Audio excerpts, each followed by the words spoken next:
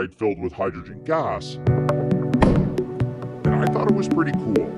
Since then, though, I've built up a bit of courage, and I think I'm ready to try with this.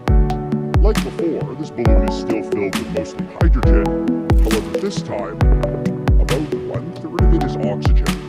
This new mixture is actually explosive,